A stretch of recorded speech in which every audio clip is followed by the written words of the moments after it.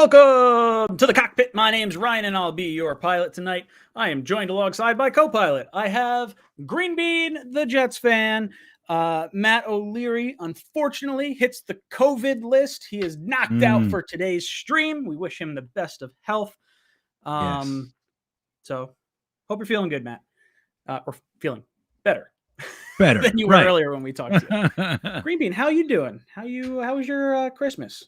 You know, man, I chose to leave on this RV trip literally one day. We sold our house and moved out. The next day, they shut the country down. So I have literally been in an RV the entire COVID thing. And let me tell you, man, we have been all over the country, all the way down, up to Oregon, to Maine, to Florida, all the corners. And thankfully, we have not contracted the virus. I will let everyone know I am vaccinated for reasons that are my own, and I don't care about anybody's particular thoughts.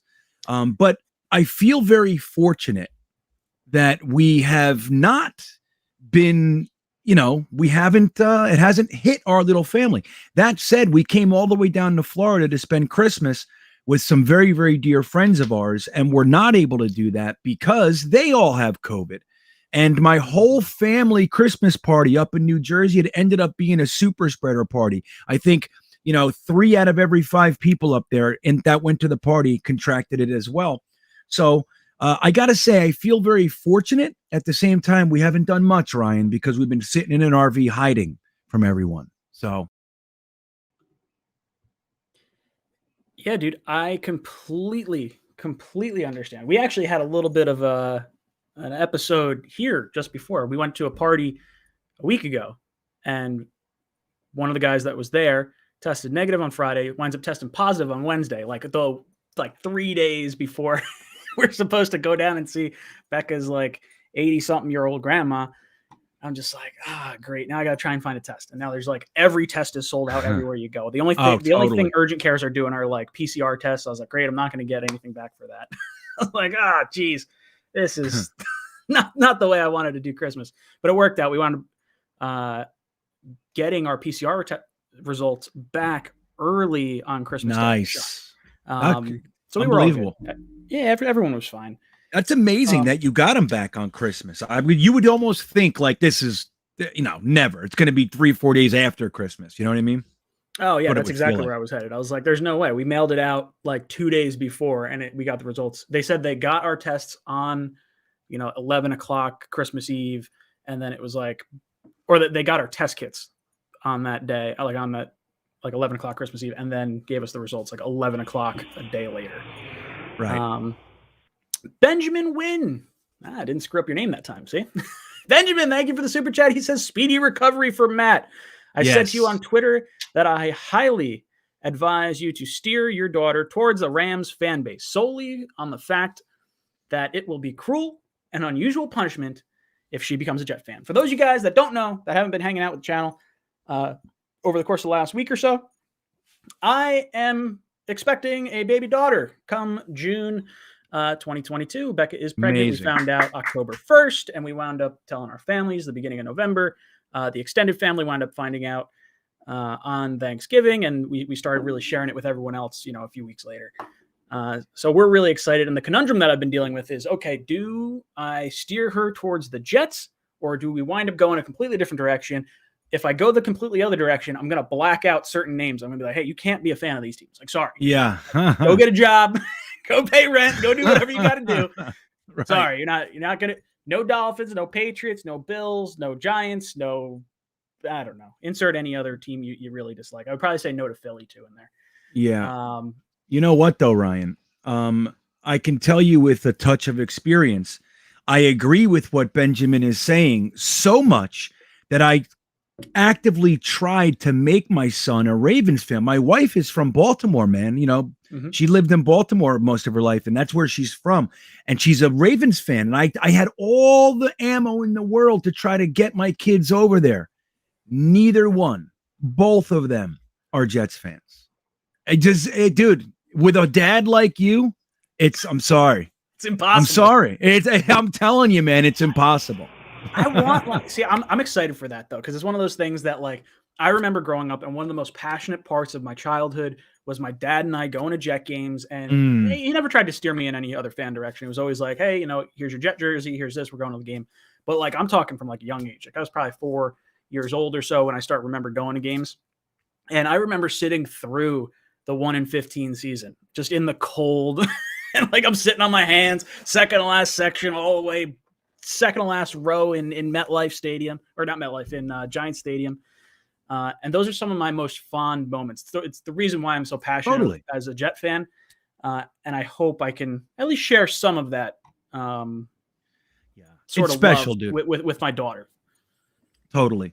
It's a special thing being able to go to the games with your kids. Honestly, it really is. And like, dude, I'm telling you that with a father like you, no matter what happens, she's going to sense that from a very early age, and she's going to want in on what you feel so passionate about. I'm sorry. I'm terribly sorry to be the breaker of that terrible news. She's going to wind up starting her own Jet channel, and it'll wind up getting a million more subscribers. Totally. If she looks anything like Becca, she's got nothing to worry about. She'll be right. Yeah. She don't want to look like me. Mutt Viles drops in with our first comment that I did want to get to. I had a little topic thing on there. Mutt Viles says, "Sup guys? First, rest in peace, John Madden. Rest easy, brother, in paradise. John Madden passed away today. We learned about 45 minutes ago or so. Unexpectedly passed away. His documentary on him, I believe, came out on Christmas, if I'm not mistaken." Second, Mutt Viles says he loved the win. He went to the game and it was a lot of fun. Free agents we can sign Devontae Adams for wide receiver 1, or trade for OJ Howard and draft an edge rusher or corner. We don't have to trade for OJ Howard because he is going to be a free agent. So you could, in theory, just sign him. But drafting an edge rusher or corner. Okay, interesting. So Greenbean, let's jump off there. Let's talk about Mutt Viles' comment first. I want to get your thoughts on John Madden. What did John Madden, kind of mean to you growing up and watching the game? Well, let me tell you, man, I mean, a lot of people, the younger folks of today don't realize how large of, well, number one, they don't realize he was a real person. He's not just this last name on the front of a video game, Madden. Like, he was a real person. He was an absolute legend, but he was incredibly impactful to the NFL. I mean, not only from being the coach of the Oakland Raiders during the mean years, man, the Lyle Alzados and 𝐒𝐮𝐬𝐜𝐫𝐢𝐻𝐿s and all those guys, but like just him being a commentator, he was the guy that really brought the Thanksgiving thing to life with the turduckens, the turkeys with 6 legs, you know what I mean, and all that. And like Jeremy said in the comments, John Madden is famous for not flying. He used to drive all around the country in an RV. It was really like a tour bus. But yeah, man, and he was so incredibly important to the growth of the game. And he was a larger than life personality, and I loved him. I still remember during the Giants 1986 Super Bowl run with Lawrence Taylor and Bill Parcells, John Madden, he was the guy who started the graphics on the screen, like circling players, and here's going to go over here and all that stuff. And he did a breakdown of the bucket, what the bucket did. Remember they did the ice bucket over Parcells. The Giants started that with Bill Parcells. That's where it started. And he did a whole play breakdown of what the bucket did all game, and how the players, you can see they're thinking about the bucket, and then they grabbed it and they walked this way. He did this whole breakdown of what the bucket did on the way to being dumped on Bill Parcells. And I never forgot that. Like, it just stuck out. Like, he was such truly, man, he was an incredible person. He's not a guy that now he's dead, we're talking nice about him. I think he was an incredible person. I liked so much of his work. And I'm sad. You just told me 15 minutes ago. I didn't know. Yeah. So it's crushing news, and I just couldn't be sadder for his family, but I couldn't be happier that we got to experience so much of what he did, because he was great. Yeah, 100%. I had a slightly different experience with the whole John Madden thing because I'm a little bit younger. For those of you guys that don't know, I'm 32 years old, so I grew up playing the Madden games. I grew up with Madden as an announcer, and all that good stuff. Never got to see him coach or anything like that. but just the energy and the voice is so comical. And one of my buddies actually sent me a skit, and I think it was Mad TV that did it. I want to say it was Frank Caliendo doing the John Madden totally. skit. Was it the popcorn? I think it was a popcorn machine. And he's like all cut up. And he's like, oh, it's the best popcorn ever. Like just some of the content that was made because of John Madden, whether it be the video games or the calls or the drawings on the screen, like this guy impacted the game in such a positive way. And it's really, really unfortunate that we lose such a great figure. But I do think that, you know, he literally gave everything he could have had. I don't think he left any stone unturned. And hopefully his family, we wish everyone that knew John the best. And if you want to share your thoughts of Madden in the comment section, if we see anything that kind of catches our eye, we'll throw it up on the screen there. Yeah. Can I just tell you his coaching results? Sure. So he coached the Oakland Raiders from 1969 to 1978. 69, he was first in the AFL. This is the finish. 1970, first in the AFC West. 71, second in the AFC West. 72, first. 73, first. 74, first. 75, first. 76, first. 77, second. 78, second. That's his coaching career, including Super Bowls and all that kind of stuff. The guy was an absolute legend, man. Truly. Dude, it's shocking how good he was and just how impactful he was overall. We'll jump to Muttfile's second part of his comment. Oh, right here. on. He says, sorry, no, it's good. I want to touch on all this. So Muttfiles went to the game, so good for you. I wonder if prices for tickets were around the same price as a beer, normally around this time of year. That's what we wind up seeing. Free agents we can sign: Adams, OJ Howard, draft edge and corner or corner. So what are your thoughts, Green Bean, on free agency, who you'd like to bring in? I do like where Muttfiles is going. I do really want a wide receiver, and I do really want a tight end in free agency.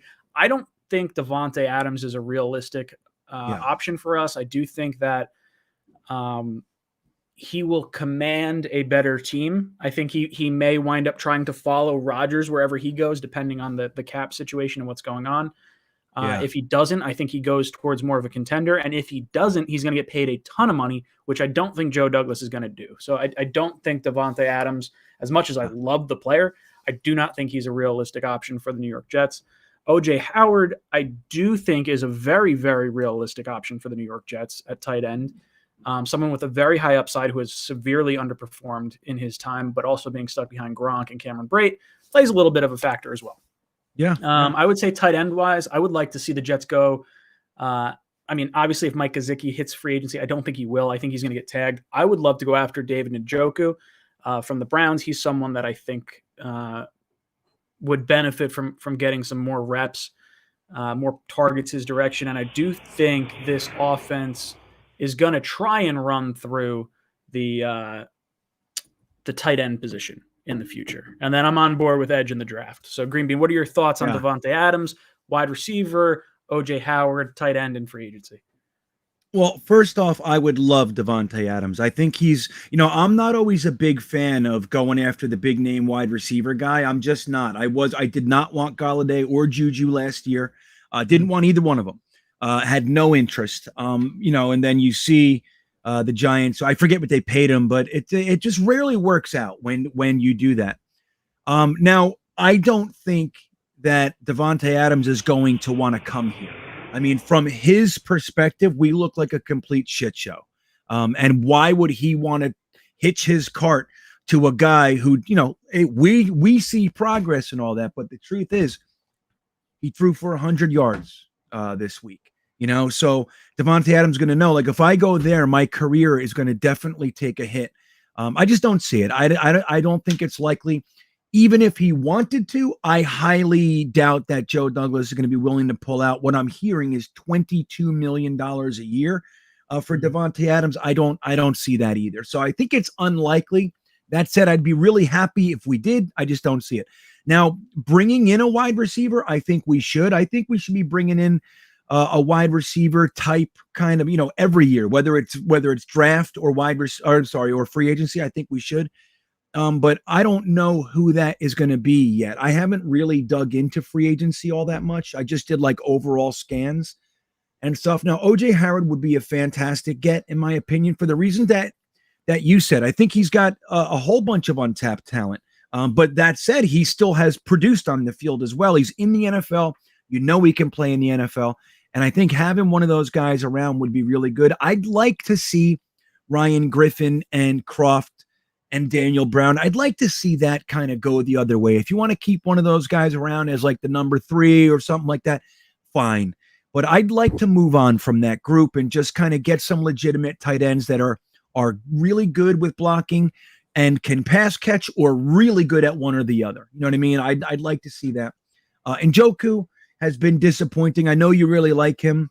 Mm-hmm. I'm not the biggest fan of Njoku. I think he has he has an uncanny ability to mess up at the wrong time. I've seen a lot with him, and I don't know if he's got like that kind of high pressure wherewithal. You know, I don't know, but I wouldn't be unhappy with that signing. But I think I'd like to see a tight end brought in free agency, and I'd like to see a tight end brought in the earlier portion of the draft, 2nd or 3rd round. I really would like that. Or if somebody really great slips to the 4th and you do it there, that's fine. But I'd like to see something like that happen. Now, I wouldn't trade for OJ Howard or anybody like that. You know what I mean? I don't, and I know like what you said, he's a free agent anyway, but I don't want to see us use our picks for vets unless it's like one of those D-hop type of things. Like, wait a minute, I can get DeAndre Hopkins for a 2nd and this old man running back I have? Like, absolutely.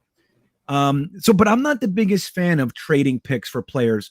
You know, it can work and all that, but I like what we're doing right now. I know a lot of Jets fans are frustrated with how long this takes, but I've been waiting for this for a long time, man. Just kind of settling it down, tearing it down, and building through the draft and just develop guys and build. So I don't want to see draft picks used for guys all that often unless it's a slam dunk kind of a thing.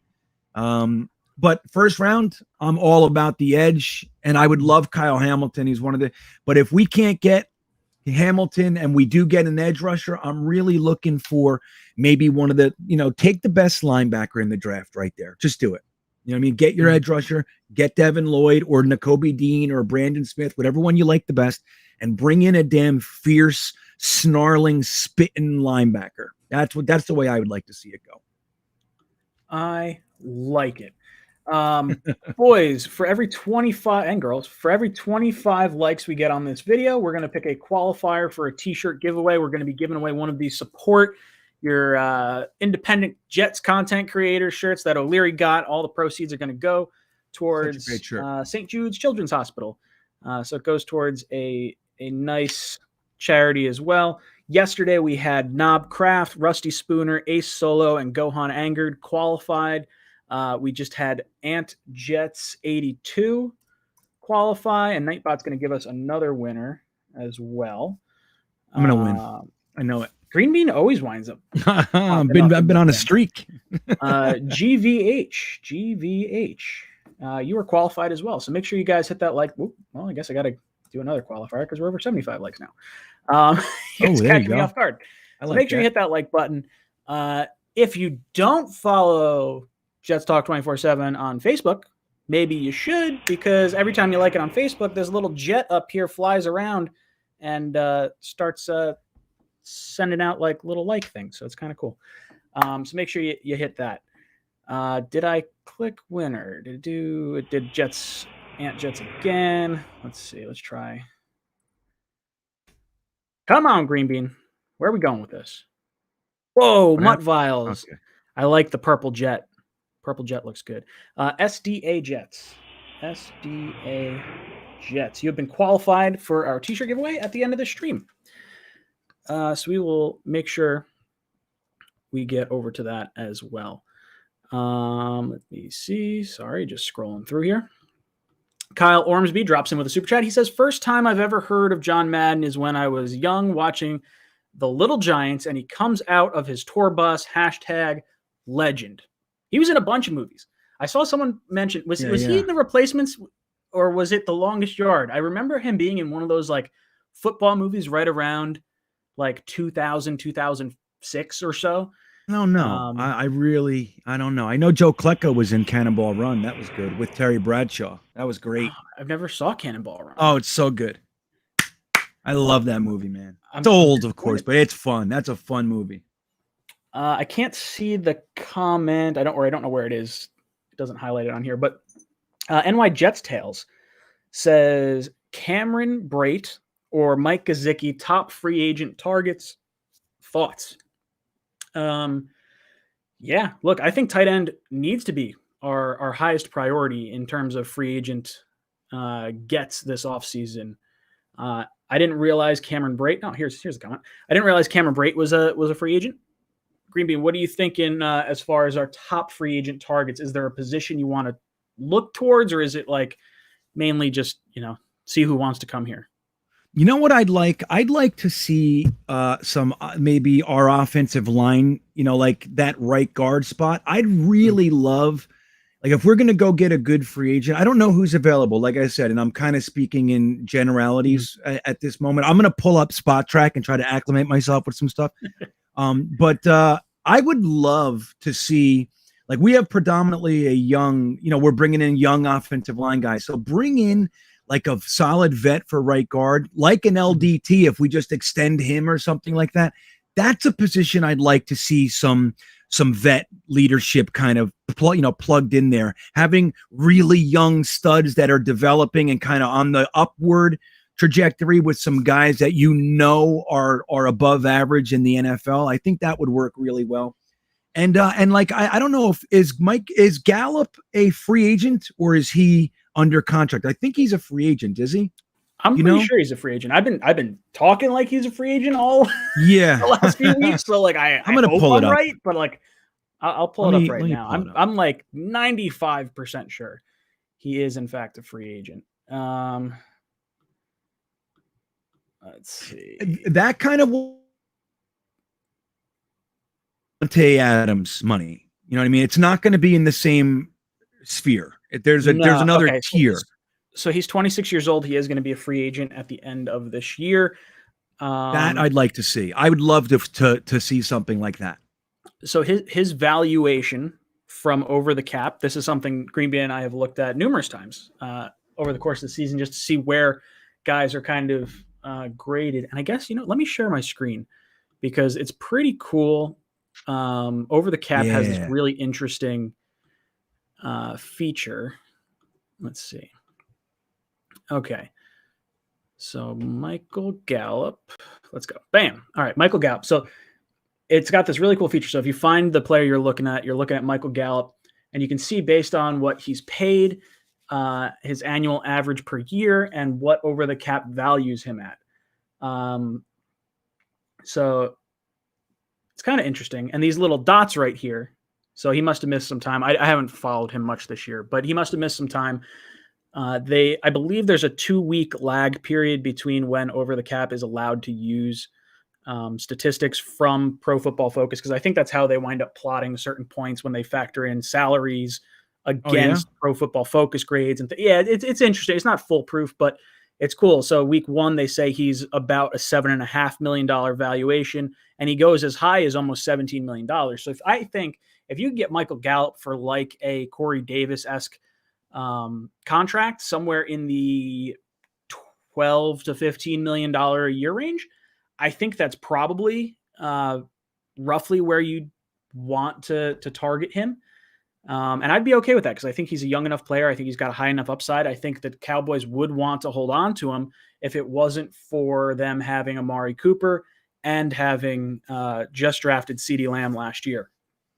So that's the type of receiver I would want to go to, not someone that's like seriously overperformed like a Devontae. Like Devontae Adams to me screams like, in terms of free agent contract. Like unless you are trying to get that little bit over the top for a Super Bowl, it seems like we would pay too much for Devontae Adams. He benefited too much from having one of the best quarterbacks in the league. Totally, man. He's going to go not having the best quarterback in the league, and I think that's where you wind up hurting yourself. Gallup, to me, feels very Corey Davis-esque. Like from same with Mike Williams, too. I would say all those guys that are in that, like, maybe you call him a top end number 2 or something along those lines. Those are guys that I would look for. Soreless76 says sign Allen Robinson this offseason as a wide receiver grab. Allen Robinson's an interesting one because it depends on what he's looking to get paid, because I'm not paying him top dollar, and I think that's probably what it would take to get him here. Yeah, I think so. And I think that's why a lot of fans are on this sort of bandwagon of taking a wide receiver early in the draft, and I'm not quite there yet. I wouldn't be against taking a wide receiver. There's a few that are definitely intriguing, but what do you think about Allen Robinson there, Green Bean? I think he's going to be more than he's worth for us. I mean, like the quarterback situation up there has been rough, and I don't think he's been healthy the entire season. But I'm looking right now. Yeah, it says that he played 10 games and he only has 32 receptions for 353 and a touchdown. So obviously the quarterback play has something to do with that. At the same time, as much as I do like him, I have a good friend who's a diehard Bears fan, and I talk to him often about Robinson and how he thinks of him and some other players up there. And I think that his contract is going to outdo his performance. I think we're going to pay too much for the performance. And I think like what Joe Douglas has shown us so far is that he's not trying to be the guy who gives a guy his last big contract. That's not the route we're going. I mean, he's 28 years old, so he's not old by any stretch. He's still going to have a few more really good years there. But I think he's going to be one of those really expensive guys like a Galladay, and he's not going to have the impact that you want him to have. Now, would I like him? Yes. Yeah, I really like him as a receiver. But I don't know. I don't see that as a fit either. I think like a Chris Godwin, those types of guys, and I do like Gallup, man. I really do. I would have been all on board Godwin, but he just was it his ACL or his Achilles? He tore something. I think it was the ACL. Oh, did he, man? I didn't even hear that. Yeah, last week I think it was. That's a the week bummer, before. man. Yeah, it just happened. So the earliest he comes back is like end of September, most likely, assuming a 9-month recovery period, and then he hits like, all right, let's get back into football shape and everything. So I would venture to guess he's going to sign late in the offseason with the Bucs. Brady's still going to be there. He knows the offense. He's just going to try and fluff up his trade or free agent value in a system that he knows where he's going to be featured a pretty decent amount. So I think, unfortunately, he's not going to be an option. But Jets Forever has a really good comment here. So we've talked about the Jameson Williams possible selection, the receiver from Alabama. But I just started looking into Trey McBride. And Green Bean, you are a tight end guy. Love him. I like Trey McBride. I'm not sure where he's supposed to go in the draft yet. But if you told me one of our second-round picks had to go to him, I'd sign off on it. The guy looks like he's good. Dude, he's legit at every level of the role you want him to play as a tight end. He can play, he can play wide, he can play in the slot, he can play inline, he can play H. He's a good blocker, great hands, good yak, all that stuff. Now he's not Kyle Pitts level, but in my opinion, it's looking like he's going to show up as the number 1 tight end taken off the board. We still have to see the combine. We still have to see some stuff. People put a whole bunch of value on the combine drills, and rightfully so to a degree, but I think sometimes they overdo it. But I think he's going to perform well, and I think that once that happens, he's going to be the clear number 1 tight end in the draft. And the comment too, like, look, if you're going to go that route, if you're like, hey, we're going to grab an edge rusher. Let's say we're at pick 3 because the Texans win one and we're at pick 3 and one of Thibodeau or Hutchinson fall and you got a chance to take one. So you grab Thibodeau, let's say, and then with your next pick, Williams is there. And like, instead of like going the natural route, like I said, a linebacker or Kyle Hamilton, and you want to take the same tact that the Bengals did last year by just putting the need for an offensive lineman on the side because they saw an amazing opportunity to pair Joe Burrow with Jamar Chase again. And look how that's worked out. They have Higgins and Chase and And the fucking other guy who's slipping my mind. Boyd, right? Thank you. My son runs in and goes, Tyler Boyd. Love it. Thank you, team. But you know what I mean? So like if you just go that route and you say, you know what, we got our edge rusher, we're gonna help the defense, and then we're gonna go ahead and grab a wide receiver, the best wide receiver in the draft, and then we're gonna take the best tight end in the draft with the next pick. Like, dude, that is a slam dunk. Like if that's the route they chose, even though I'm leaning, like I'm hoping they go defense, if that's the route they chose, how could you complain about that? Like that's an amazing give it. Just if you're gonna do that, I say great. Go ahead and commit and get it done then. You know what I mean? Get it done. Go ahead, do it. Take the best receiver, take the best tight end, and then you can get a linebacker with the next pick, or maybe even get, Patterson, the center from, with the second round pick. Who knows? Yeah, dude. I mean, like exciting. As much as I want this to be a heavy defense, like if you can get one of the edge rushers at 4, receiver at 6, or maybe even if you could trade down a little bit and take a receiver, because there's a few guys that I like.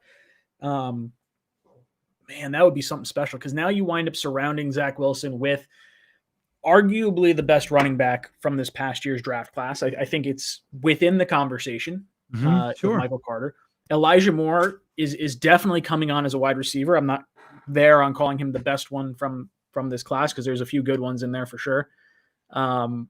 But you got a rock solid receiver, more rock solid running back in Carter. You get your top tight end in McBride, and then you bring in someone like Williams or another big guy out there. Would be just what the doctor ordered, and then you just figure out the defense stuff after.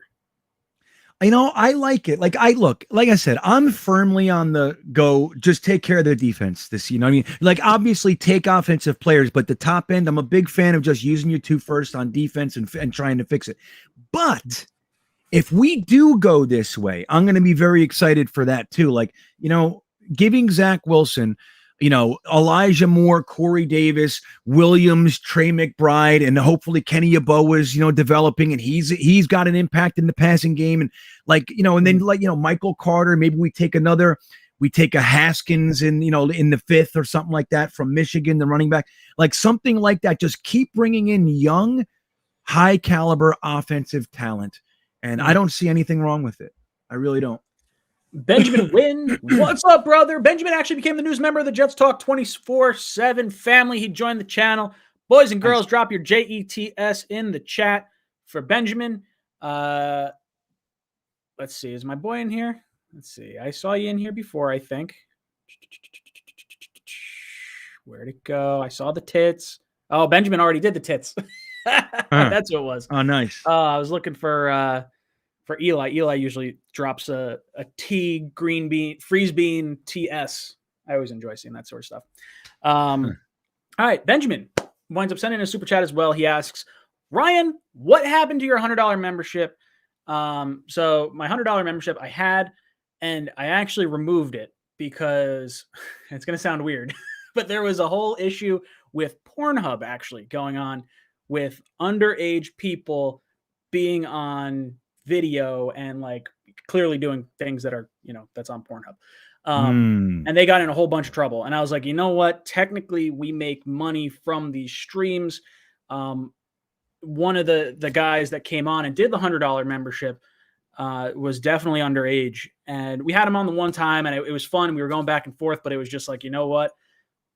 With all this going on, like, I'm just going to pull this off. It's not something, I don't want to feel bad for anyone, but it just like, it sucks. I didn't want it to seem like I was profiting off a minor being on the channel, if that makes sense. That's kind of where I came from with that. Benjamin also asks, Ryan and Greenbean, are you guys fans of any other New York sports teams like the Knicks, Nets, or just Jets fans? I am primarily a Jet fan. First and foremost, it's the only reason I have this one channel. And but I definitely I like all other sports. I'm not as dialed into the other sports as I am with football. I know a lot more. I've been wrapped up in it for the longest time. And I just haven't committed that type of energy to any of the other major sports. I would say I'm a Rangers fan. I would say I'm a Knicks fan.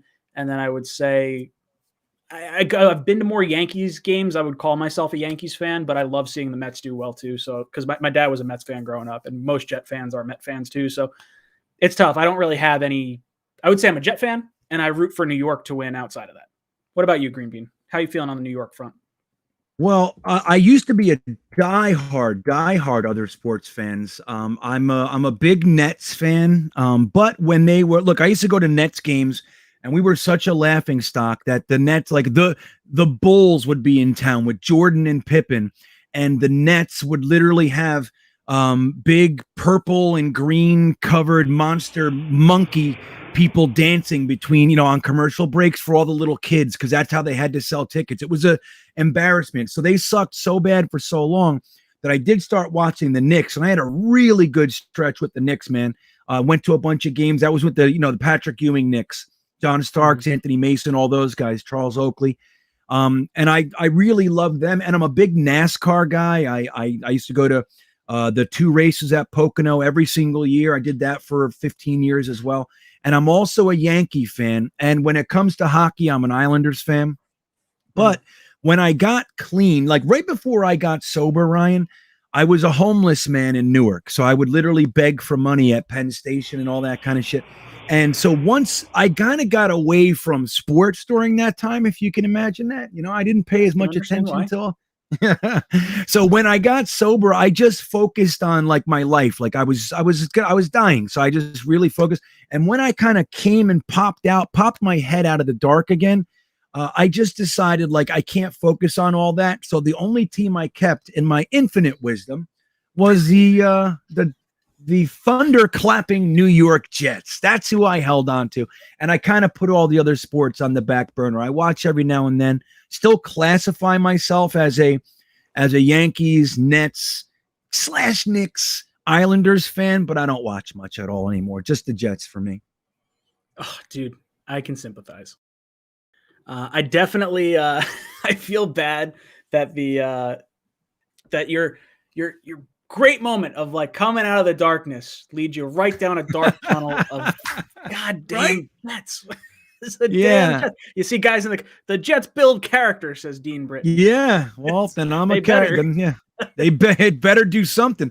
So yeah, I got clean in 2006, right? Mm-hmm. So you think I took a year or two and kind of snapped back into it, and then I had the Rex Ryan. I had the Mangini years, which were okay. We had some good teams, Brett Favre, all and Kevin Mawai and all those guys, and then we got to watch the Rex Ryan Jets. I had my son, I had my wife, so it was it was good. It's just sucked since then, but it's not so bad. But that's a funny way to say it, huh? Climbing out of the dark and I land in the Jets. Just yay. Oh, now I'm here on the internet talking to some guy in a goofy pilot hat. Man, you've fallen a long way. Boogie down Bronx. Boogie down Bronx. Thank you so much for the super chat, brother. He says, that's no funny. Way should the Jets draft a safety in the 1st or 2nd round. Pick up the safety from the Texans, who happens to be pretty good. I don't want to hear about generational talent. Give me dogs. I'll be honest. I have no idea who the Texans safety is or who that would be. I know... is it Keanu Neal is the safety for the Cowboys who played with 𝐒𝐿𝐵𝐷 in Atlanta? I think that's right. I don't know if he's a free agent though. Let me see. I'm just going to see if I can find the Texans on here, see if there's a safety that jumps out at me. I guess it would be good if I sorted by team name. There we go. All right. So the 2 guys that he could be talking about, Justin Reed is an unrestricted free agent from the Texans. Grayland Arnold is a exclusive rights free agent. So he's not going to hit free agency if the Texans don't want him to. And then the Cowboys, Keanu Neal is not a free agent unless he's listed under like linebacker or something, but I don't think he is. Oh, yes, he's listed under linebacker. And he's got a void year, so he's going to hit free agency. If we want Keanu Neal as a safety linebacker hybrid, then I guess you could go that route. Yeah. Well, let me just tell you. I mean, anybody saying we shouldn't take a safety in the 1st has literally never seen Kyle Hamilton. Like, you don't, with all due respect, like, I get it. We've been burned more than once. Jamal Adams, we took Jamal Adams over taking Mahomes or Watson. We took Calvin Pryor in the strongest wide receiver draft in NFL history up to that point. Never been a stronger. And we went prior as a safety, a strong safety, no less. So I do get it. But when you're talking about Kyle Hamilton, lumping him into we can't take another safety, like that's not what this is. You're talking about literally the best safety prospect since Ed Reed. Now, having Ed Reed on your team changes everything. Having Troy Polamalu on your team, having Ronnie Lott, like these guys are rare. And now we don't know what he'll be, but this guy has that level of potential. He's 6'4". He hits like a brick shithouse. He covers the entire field. He's got great hands. He runs like a deer. Like he's got everything. He's super football smart. Like he's got everything you want. Like comparing Keanu Neal to Hamilton, I think that's off base, in my opinion. How's that? So interesting. So if we're not going, I know you've been on board with safety in the top 10 if it's Hamilton. Otherwise, you're not touching safety for a while, it sounds like. Is that correct? Wait, I'm sorry. What's that? Sorry, I know you're very pro safety in the first round with Hamilton. You're kind of anti safety outside of that, right? In the draft, for the most part. Or later-ish, like I guess third, fourth round probably. Yeah, totally. I mean, positional value, man. Like you want, and you got to look at like there's something else that you guys can look at if you want to learn stuff. There are positions that are more likely to make it at different places in the draft. So when you're talking about taking positions with a top 5 or top 10 pick, there are positions not to take up there. You know what I mean? Really, there are. I mean, anything can happen at any time, right? But there are positions that are significantly less likely to make it when you take. It's like I was talking to Luke Grant today. Top 10 wide receivers versus top 10 edge rushers. Edge rushers, it's like there's not even a comparison on who makes it more than likely. But when you have a player like a Hamilton, that's when you consider shaking that up and just looking at the talent sitting there in front of you and go, how the hell on God's green earth can we pass on this guy while safety happens to be one of our dire needs? We have nobody. We have Ashton Davis. We don't know what he's going to be. Other than that, we have nobody. All the Elijah Riley fans can take a seat and sit down. As much as I'm rooting for him too, man, but let's be real here. So yes, Kyle Hamilton, I'm considering it for. Generally speaking, I'm anti-safety in the first even. Mm-hmm. Yeah, it's going to be interesting to see what winds up happening. I think I've softened up on the safety position because if you look at any of my streams earlier when you first mentioned Hamilton, I was like, absolutely not. I'm not going safety at all. Like I was hoping Ashton Davis would wind up playing well. We're going to be lucky if he winds up being one of our starters next year. If not, he'll just be a little bit of a highly athletic depth piece. For me, Hamilton is a little bit easier to swallow if, in fact, people are considering him generational. And if you look at our defense, we're weak right up the middle. Like it's like linebackers and safeties. And if Hamilton can kind of help us in both regards, I don't think that's a bad option. I think you almost, I don't want to say you kill two birds with one stone, but it certainly looks a lot better. But I would agree. I would say there's certain positions you don't take in the top 10. And dude, safety, center, those are two positions that you don't do in the top 10. You don't touch them. Even wide receiver is like a tough position to take in the top 10. Like you have to be sure that this guy is legit to be a top 10 pick. But the reason why I think I would be more comfortable going with either a safety or a center is the bust rate is probably going to be a lot lower than some of the other positions just because of the nature of the positions themselves. Yeah, totally. You're 100% right. And you got to think, when is the last time, like anybody paying attention to the draft, just think about it. When is the last time that any draft board that you've seen, whether it's Kiper, McVay, or any of these guys that has a safety as literally one of the top 3 players in the entire draft? All right. It's all crazy. Over the place. And you never see this for a reason. And he's that good, dude. Now the injury freaks me out a little bit. Like I'm just talking as a fan here. Medical departments are going to have to do a lot of looky on this guy and see what's up with him. And he might slide if it affects how he can perform and teams might shake loose, which means he might slide a little bit. But I'm telling you, man, if you're there and especially if he's there at your second first, like if we're at pick 8, let's say, and Kyle Hamilton is sitting there and you already have Thibodeaux or Hutchinson or whoever you got, dude, I find it almost impossible to pass him when you're looking at our safety situation on top of it. It's like, dude, we have no one. You know what I mean? Yeah, it's not quite as big of a luxury. When I'm looking back at like the Jamal Adams draft, and I think that was the one with Malik Hooker as well. I could be wrong on that. But that's the last draft that I really remember watching and being like, there's some good safeties in this class. And like, I never got the vibe that I'm getting from Hamilton and like the people talking about him. So I would say that intrigues me, but man, I'd be lying if I said I did not have some serious PTSD from taking Jamal so early. It's hard not to, isn't it? And I get it. That's what I say to people. Like, we can't just, go lynch mob mentality and jump on what the crowd is saying. Like, take a minute, watch some full game tape of Kyle Hamilton. Dude, you're going to be like, holy shit, where did he come from? It happens all the time with him. He like comes out of nowhere. He's on the other side of the field. The ball goes up and he's the guy breaking up the pass on the other side. Like, it's just, he's an impressive guy, man. He's really impressive. I believe you're talking about the FSU play, I believe, when he ran that's all only the way one. That's only one of them. From one side of the field, ball gets in the air, and he runs all the way across the other side of the field and intercepts the ball. That was insane. That's one of the craziest, like, just pure athlete things totally I've ever seen. And he's done that more than once.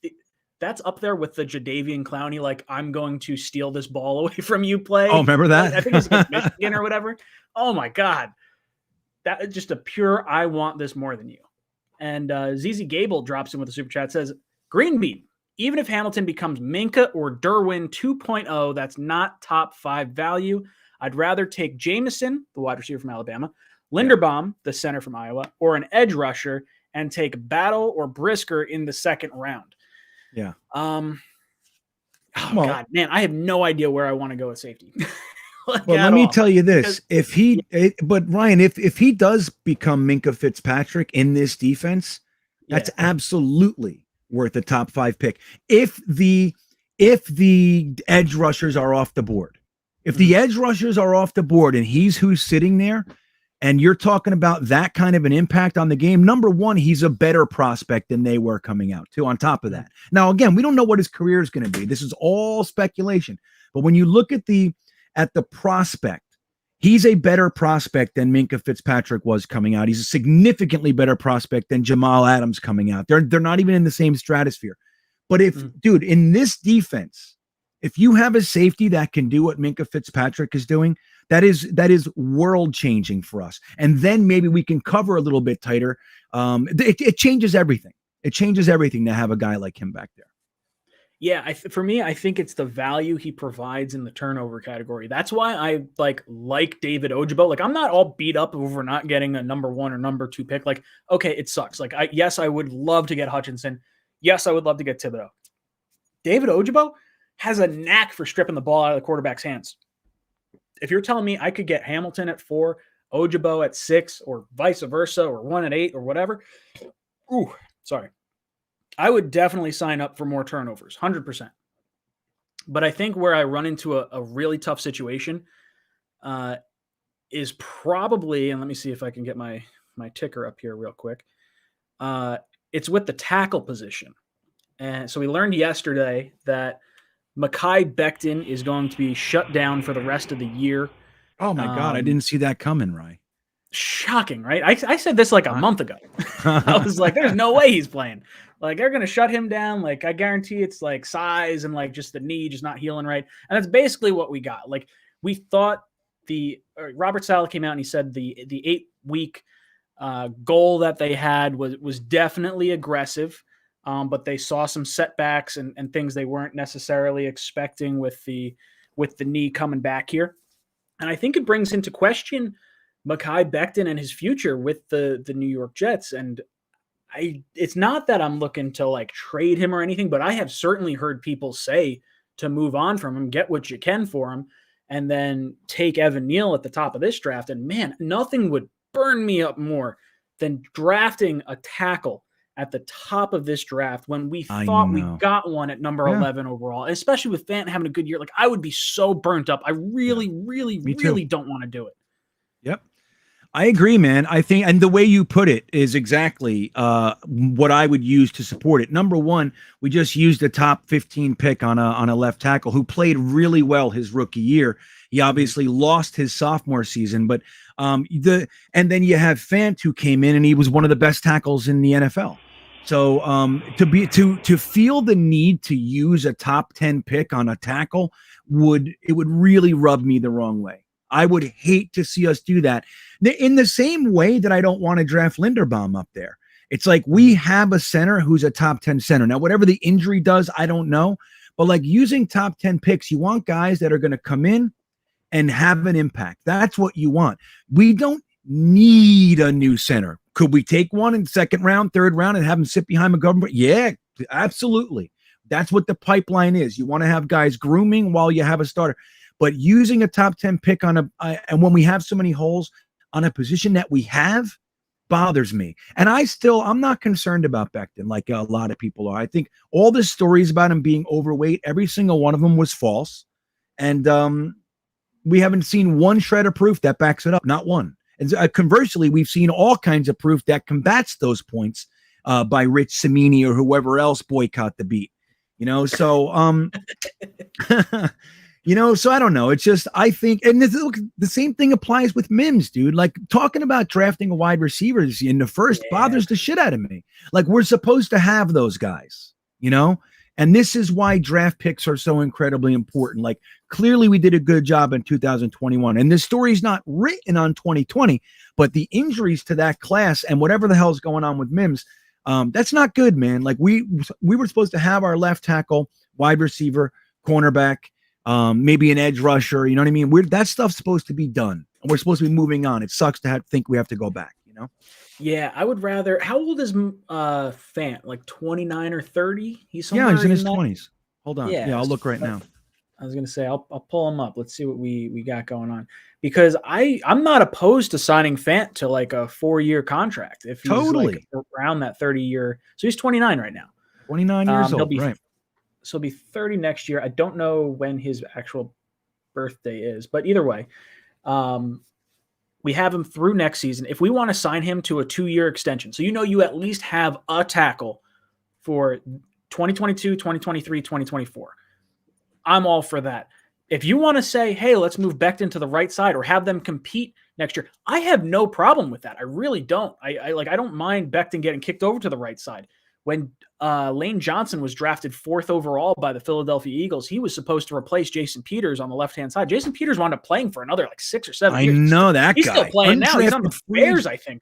Unbelievable. Dude, incredible. So Lane Johnson found a home at right tackle, and he's been one of the best right tackles in the NFL ever since. There's no shame in having a rock-solid right tackle. And if you're talking about money too, let me pull it up real quick, because I'm pretty sure Lane Johnson is one of the highest paid tackles in the league. So this year he's only an $11 million cap hit. Now I got to find this, because I'm like, he's had some crazy cap hits in the past. So yeah. All right. So not crazy high. He's due 15 million, 15.7 next year. Then he goes up to 23, 20, 21. And then he's got some void years. Realistically, he might be done after next year with his guaranteed money. But even still, dude has not gone broke playing the right side of the line as opposed to the left side like he was drafted for. And I don't think Mekhi Becton will have that happen to him either. But anyway, Mekhi Becton out for the year, or the rest of this year. So what does the Jets offensive line look like, Green Bean? I kind of want to pick your brain a little bit, because in my mind, I mean, I would love to have Becton be left side, but let's play devil's advocate here. Let's say we go left tackle, Fant, left guard, AVT. Right. Ideally, center, I would like to be McGovern with a 2nd or 3rd round rookie behind him. Totally. With right guard being someone like LDT. And then maybe if you can get a Conor Williams from the Cowboys, have those two kind of compete. If the center winds up playing well, maybe McGovern moves over to guard. Like, that kind of depth is not bad. And then on the right side, you wind up with Becton, and then you do probably have to bring in a tackle, either re-sign Moses or draft a tackle at some point, because I don't think you can go into next season. I do think we have 𝐒𝐫𝐞𝐞 for another year. I think this is it. I think he's a free agent. Is this his last I year? might be wrong. Let's see. Let's take a look. So let's spit some facts here. Yeah, this is his 4th year. He's the Sam Darnold draft. Yeah. No, he had to be the year after Sam. I'm like almost positive, because I think maybe he was the year before Sam. Yeah, you know what? I think it might be the 𝐒𝐿𝐼𝐻 draft, actually. We didn't take an offensive lineman for Sam. That's right. Let's see. Yeah, that's Imagine what I was that. I thought we brought in 𝐒𝐿𝐼𝐻 after the fact. Not one offensive lineman, not one wide receiver, after spending 3 seconds and a top 5 first to grab a quarterback. You don't give him one offensive lineman. Well, that's good, because I like 𝐒𝐿𝐼𝐻. Yeah, 2019, 2020, 2021, 2022. So we do have him for next year. And then where's Conor McDermott? Not that I am loving anything I've seen from him aside from his touchdown. He's an unrestricted free agent this offseason. So we are going to be light at the tackle position one way or another. So I do expect us to bring in some type of help. Yeah. I'd rather see, honest to God, like, look, we've spent some time breaking these guys in. Like, if you saw, like, it's funny, a lot of people in the second half of the Miami game really got on Zach, really got on, like, a lot of that stuff. Like, you can look at what Miami did. They flooded the line, and they had a lot of disguised blitzes. And Conor McDermott was lost. That second half of that game, I watched it again, and there's numerous plays where he flat out goes for the wrong guy. Like the edge, he doesn't do anything on the edge, and the guy runs in free and crushes Sam and and Zach. But it's like, so it takes time for guys to get it. We have a very complex offense and complex blocking assignments, blocking schemes. They're not easy. If you watch all the pre-snap that we do, lots of signals, all kinds of crazy stuff. Having guys that spent a whole year to learn it, got a little bit of playing time. Chuma played a little bit. Conor McDermott played a little bit. These guys, Isaiah Williams got his first action for us, which I thought was nice. Keeping those guys, rather than going out and bringing somebody in, just re-signing them for a year as on the depth side of things, I think could be more beneficial than letting them go and bringing in different guys and starting all over. So I'd like to see us. I'm glad Chuma's still here. I'd like to see him stay. I'd rather keep Conor McDermott and Isaiah Williams, and maybe bump up Ross Pierschbacher from the practice squad if he looks good enough to be a depth piece. I'd rather go that way if we can avoid it. Pickle, thank you for the super chat, Pickle. I'm just gonna rest on that name, Pickle Hob. Is that your actual name, Pickle? Because that's Pickle Hob. That's a great name. Pickle, thank you for the super chat. It says Marcus Williams in free agency, excellent coverage, safety, and would be an upgrade over Marcus May. Yes, Marcus Williams from the Saints. I really like him a lot. I would be all for signing him. I do think it's going to be a lot of money to bring him in. And from what I've seen from Joe Douglas, he doesn't seem like the guy that wants to spend a ton of money in safety, on the safety in general. So I don't know. What do you think, Greenbeard? Do you know anything about Marcus Williams? And do you think Joe Douglas pays premium bucks for a safety? No, I think we're going to do it. I mean, I don't know, man. I mean, if you look at what he's done, right, you want to see what somebody's going to do. You look at what they've done, right? Now, granted, it's a very, very different year. We have our quarterback. So we might be wanting to accelerate some things a little bit more than he has in the past few years. But I think they might consider bringing LaMarcus Joyner back for another year. Like, he never got a shot to play with us. They were very excited about him. That might be a way to go. Marcus Williams he's a part of that Saints secondary, man. It's very, very, we saw how hard they are to play against. They shut down Brady too. So I don't know what kind of contract he's going to demand. But I think that would be an interesting move, honestly. I wouldn't be against it at all. But that said, I think we're going to want to bring in young bodies. If not a Kyle Hamilton, I can totally see another safety or two coming through this draft. There are a few guys in the mid rounds that I think would be really, really good gets. And I feel like Joe Douglas is going to go that way. But if we can get a guy like Marcus Williams, that might change the plan a little bit. So just so you guys know, valuation-wise for Marcus Williams, over the cap has his low as a $3 million. But I'll rattle off the points where he's at. 9 million, 13 million, 11 million, 11 million, 11 million, 5.5 million, 10.5 million, 3 million, 8 million, 13 million, and then down to like 4 or 5 for weeks 12 and 13. So we haven't seen 14, 15 yet in terms of his over the cap valuation, but that's a lot of talent, at the safety position. So if you're saying he's going to have to get somewhere in the $8 to $10 million a year range, I would rather pay Marcus Williams that contract than Marcus May, purely based on age alone. I think he's 25 or 26 years old, where May is like 29. Not to mention, the Achilles injury as well, but I would be all over Marcus Williams. I just don't know if Douglas is going to be all over Williams. Yeah, well, Sheldon Rankins came from that defense, and Sheldon Rankins was a guy that everybody loved on the team. I did some background stuff on Sheldon Rankins when we grabbed him, like just not so much the playing, but like who he was. And they loved him. He was one of the leaders on the defense. He was a guy that the coach let create his own line stunts and stuff like that, I read. So I think if Sheldon Rankins is feeling good about this team, he might be the kind of influence on Marcus Williams that could be beneficial in that circumstance. Like if we want to go that route, I think having Ranks, as they like to call him, on our team could be helpful. I think that's a really, really interesting point, because it's not one that I would have considered. I do think that having teammates that know each other definitely help with that pipeline, and especially on the same side of the ball, because Rankins and Williams, some interesting conversation there back and forth.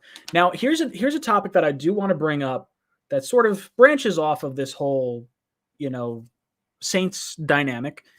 The Jets have 2 first-round picks. The Saints may need a quarterback. What say you, some type of situation where the Jets give up one of their first-round picks for either someone like 𝐒𝐮𝐬𝐫𝐞𝐞, who just signed a 5-year deal at right tackle, Marcus Lattimore, who just signed a monster deal at cornerback, or someone like that? Like, are you 100% for drafting our guy, or is there a situation where you can kind of envision maybe moving a draft pick for an established player at an area of need that's still young? Yeah, I mean, I'm not against, moving younger players or draft picks, entirely. If a guy, like, let's say there's a situation where you can get a guy who's just, for whatever reason, they're not jiving together. He's a good dude. He's had success and all that, but they're just not jiving and they want to get rid of him. And he's going to be an immediate impact on your team, and they want a 3rd-round pick, or they want something like. In certain circumstances, it's good because you know who you're getting, right? That's the plus about trading for established talent. The problem comes in when guys are overpaid, number one, which happens all the time. Teams love to sign guys. They don't like to continue to pay them, right? That's the thing. So, a lot of times you end up getting into these scenarios where you're overpaying for a guy that a team wants to get rid of for some reason. And then you can run into some problems. So you gave away capital, and then the guy ends up being an issue. So I think a lot of the time I would steer clear from that stuff. In the right circumstance, I think it can be utilized well. Like, look, we just did it for LDT. We traded Daniel Brown for LDT. I think that's a slam dunk. I mean, he had COVID last week and he was injured for a week. So we haven't seen him consistently. But when he's in there, he's better than GVR. So it was an immediate upgrade, and it was cheap. So those kinds of things, I really like that trade. I'd like to see more creative stuff like that, but I don't know. They always make me nervous, Ryan. I feel like you're going to get screwed when you do stuff like that a lot of the time. Of course. And there's also the whole thing of like a cheap 5-year contract versus a, whatever you'd be getting in return. A heavy contract with a guy that doesn't play our system the same way he played their system. Like, I get it. I understand it. Thomas Cahill drops in with a super chat. Thanks, Thomas.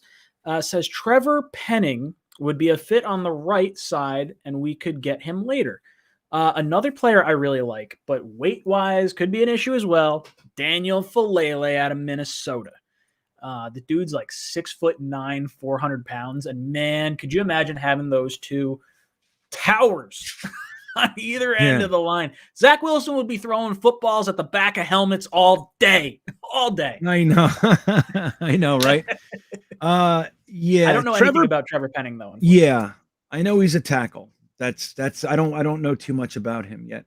But Falele, I mean, look, in his defense, last year he was the novelty item, right? He's 400 pounds and all that. So no, you're not making popcorn right now. No. Sorry. Daniel Falele, you're 400 pounds. You're not making popcorn right now. But he did lose. Yeah. He's like, I don't even want popcorn. I want a cheeseburger. So he did lose 20 pounds. He's working. He's playing at 380.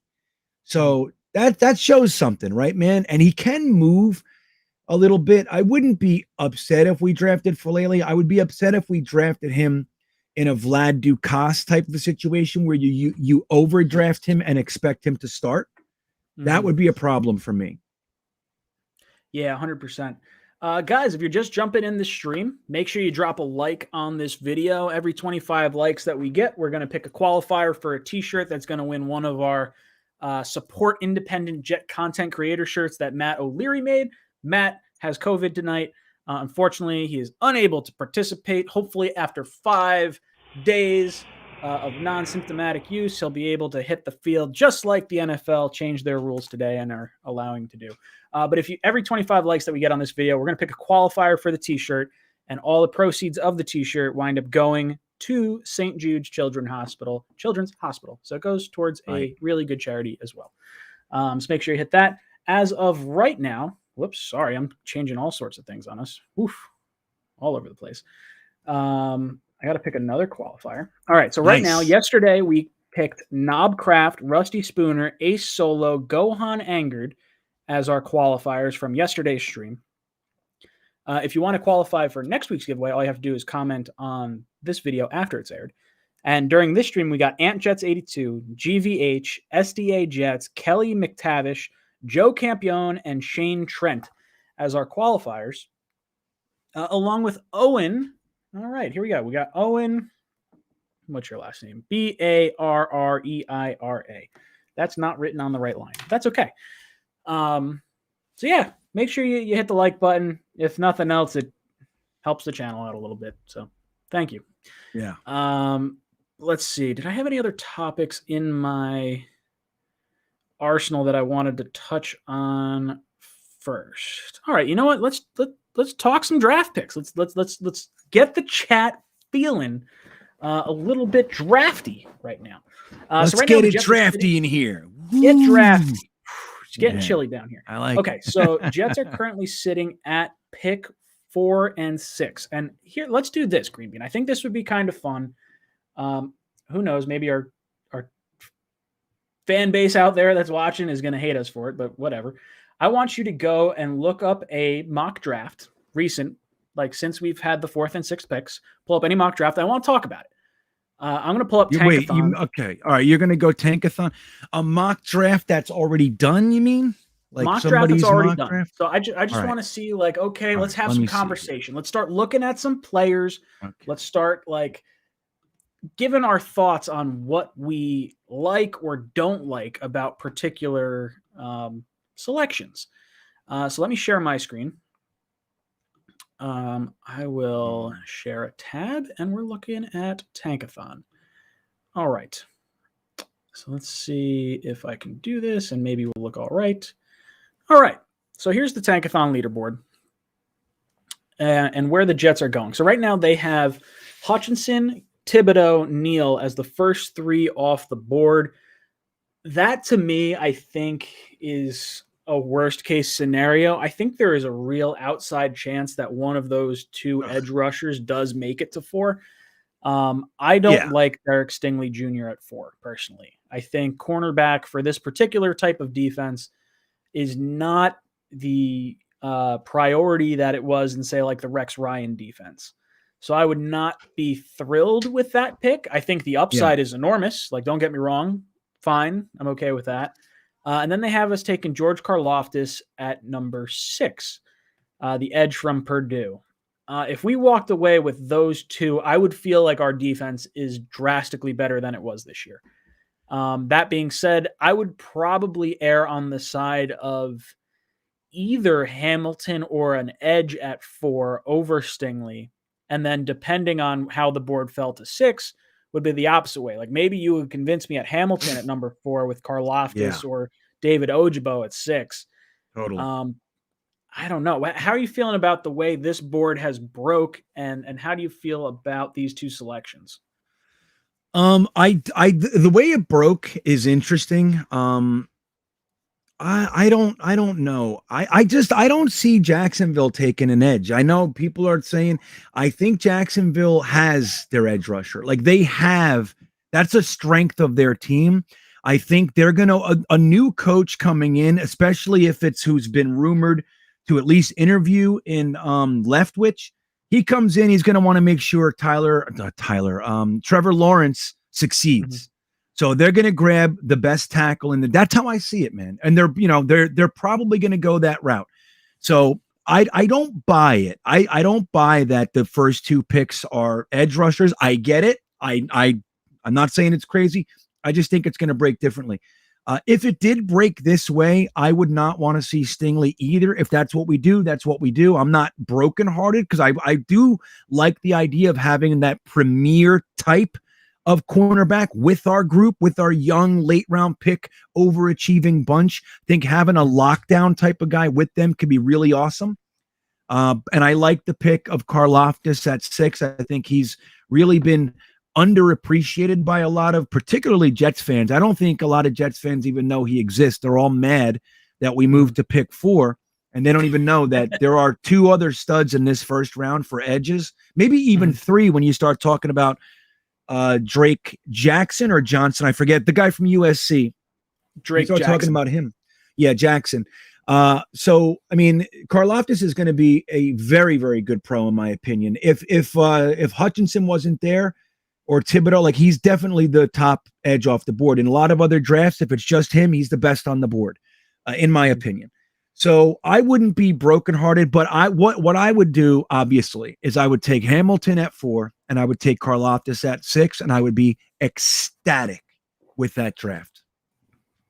So I think, I was talking to UCF Jaguar, another YouTuber for the YouTube sphere in the NFL. Right. Yeah, I know him. He thinks so. Before this game, him and I were going back and forth a little bit, and I was like, dude, I'm not gonna lie, kind of hope you wind up winning this game, but I hope Zach has a good day. I hope Trevor Lawrence looks like shit, and then Zach looks good. We'll find a way to lose. And I was like, who are you taking if you guys, get the first pick, or either way with your first pick? He's like, they're going edge rusher. And I was like, shit. I did not see that, because I thought Evan Neal was a lock for Jacksonville, wherever they picked, whether it be 1, 2, or 3. Detroit, I think, is the absolute floor for Aiden Hutchinson. The Michigan product is gonna go to Detroit. Yeah, I agree. At worst. So he's either going 1 or 2. Then Thibodeau, like, if we play the whole Evan Neal goes to 1, Thibodeau or Hutchinson goes 2, then do you take Neal goes 1, Hutchinson goes 2. Does Thibodeau go 3 to the Texans, or do they fall in love with a quarterback? That's where I'm kind of stuck. But Mills hasn't looked. Mills has been okay. Yeah, he's been good enough that you can justify using an asset this high on another position. You can. That said, most teams, when they're up in the top 5, they don't think they're going to be in the top 5 again. They don't plan on being in the top 5 again. They actually think otherwise. They think they're going to be outside of that. And that's the land of the quarterback. When you're top 5, you feel pretty good about being able to get the first or second quarterback in the draft. So I think if the opportunity is there, and we haven't even seen the quarterback rise thing yet, it's going to happen. It happens every single year. It's going to happen. There's going to be 3 or 4 quarterbacks. Don't forget, last year, Trey Lance at this time was considered maybe the third, probably too raw to be taken in the top 15, all that kind of stuff. And then the 49ers traded 3 first-round picks to get him. Okay? Mm-hmm. So that's how it goes. Now, if they really like Mills, and I think there's justification to like him, I think that it could put that off, but I think they're going to at least consider this might be our last chance to be in the top 3. Mm-hmm. We might want to take our quarterback, man, and get that done. So I think that's possible. I also think Detroit could go that way too. I'm with you. I think it's unlikely. I think Detroit's going to grab Aiden Hutchinson if he's there. If Hutchinson is first, I think there's a chance they don't grab Thibodeau. Sure. It's not quite as much of a lock to me because of for obvious reasons, but I think that I just think a lot's going to shake out, man. A lot's going to shake out, and it can definitely. I could see 2 quarterbacks going in the top 3. I wouldn't be blown away to see Detroit and Texans go with quarterbacks. I wouldn't be shocked either way. And if you had asked me prior to this season where I thought they would go, I would think those 2 teams would be picking 1, 2, and I would think they would be taking quarterbacks. Yeah. Now, an interesting thought for me is if the board falls like this and it's Hutchinson, Thibodeau, Neal off the board, I'm looking at this mock draft and I see Kenny Pickett going 7. Now, to me, that screams I can get people fired up, whether that be the Panthers, the Washington football team, the Saints, maybe the Broncos if they don't get Aaron Rodgers, and you get those teams fired up about the Giants potentially taking a quarterback at number 5, and you trade down. I would trade down from 4, and I would drop to 7. I would drop to 9. I would drop to 11. I would drop to 13. Any one of those spots. Because I would know number 4 winds up being a quarterback. Number 5 may not be a quarterback at that point, and you may wind up losing Kyle Hamilton. You may wind up losing George Karlaftis or Derek Stingley Jr. or something along those lines. But we have the 6th pick right now. And even if we stay within that, threshold of 2-3 picks, whatever it is, I'm confident that one of Karlaftis or 𝐒𝐫𝐿 will be there at that pick. Yeah. And I would take them. And then depending on if you're staying within that top 15, look who goes at number 16. Tyler Linderbaum. If he's fallen that far down and we can trade back to say like 13 with the Saints or maybe it's a little bit higher, whatever it is. At that point, that wouldn't bother me at all. Yeah. If I could get a first round pick in 2023 and slide back and get Tyler Linderbaum. Yes, that's where the value and center early on. That's the value, Ryan. Now we're talking. Now we're thinking. So is a 2023 first and Tyler Linderbaum, does that outweigh Karlaftis at 6? Now you know what I'm saying? Now we're talking. Now we have a conversation. When you're talking about just positional value and straight up, I don't think it's realistic. But look at who else is sitting there. At 18, you have the top linebacker in the entire draft. From a lot of people's perspectives, Nakobe Dean, Brandon Smith, I think is going to shoot up the boards. He's very, very athletic, and I like him a whole bunch. But as it stands right now, so maybe because look, the next 2 or maybe 3 centers in the draft are pros, dude. They're going to be longtime starters in this league. So maybe taking that fire breathing linebacker at 8, like sliding back, getting that first round pick and grabbing Devin Lloyd and then grabbing Jarrett Patterson or Alec Lindstrom in the second round, dude. Now we're talking, like there's a way to do this. There are ways to squeeze the lemon. You don't go into this like Maccagnan scared. He played the first round terrified. He just took the best player. You know why? It's not because that's what he really believed in. He did it because it was the safest thing to do. And he still fucking blew it, pardon my French. But so that's why he took 2 defensive tackles with top 10 picks in 4 years. You know what I mean? Like that's why he did that, because he's afraid to go outside the back of the box or take a trade and risk, getting Joe Douglas's team. They know the value of every single one of these players. They know who's not even on their list. They know what they can do. They know what they want, and they know value of picks and trades versus the value they have of the player. And I completely trust them. But that's the stuff. What you just said, that's what we're talking about. You don't take Linderbaum with 6, man. You don't do it. Okay. You take a trade back, you get a first for somebody wanting to come up for Sam Howell, and then you take Linderbaum later and you added a first for next year, or maybe even a first and a third this year, something like that. That's the way you play it, in my opinion. So Greenway, I'm going to have you queue up your mock draft. I do want to get to Boogie Down Bronx. Boogie Down Bronx says, Ryan, that 𝐒𝐿𝐫𝐞𝐞 kid is a beast. I would love him as a Jet. His ceiling is so high. I think he just scratched the surface of his talent. What do you think? I love 𝐒𝐿𝐫𝐞𝐞. I would have zero problem taking 𝐒𝐿𝐫𝐞𝐞 at number 4 overall if that's the pick we wind up making. I think he is phenomenal. There is a little bit of a concern for me that maybe he's benefiting from having Hutchinson on the other side of him, but I think he could benefit just as much by having Carl Lawson on the other side of him as well. So for me, yes, I would take 𝐒𝐿𝐫𝐞𝐞 in a heartbeat. They have him going, 10th in this draft? See what happens. I want to break in my chair. I got to get a new chair. If any of you guys have a recommendation for a chair, let me know. Oh, dude, I had the best chair. My office, I had the best chair in the world. People used to come in and want to sit in it. That's how fucking good it was. I'll tell you one day. I'll show you. I'll send you a link or something. But it was the best chair ever, buddy. Now, can you share your screen with me, like the tab that you're on, or is that not able to happen? I don't know if I've share. I understand. Let me see. Yep, I can share a Chrome tab. Okay, so this draft is laid out a little bit differently, Ryan. It does like a full explanation and everything, but so we can't just look at it, the overview, but here's where we are. Okay. Okay. So this is draft tech. So we start at 1. They have, they have Aiden Hutchinson going 1 to Detroit. Oh, this wasn't updated.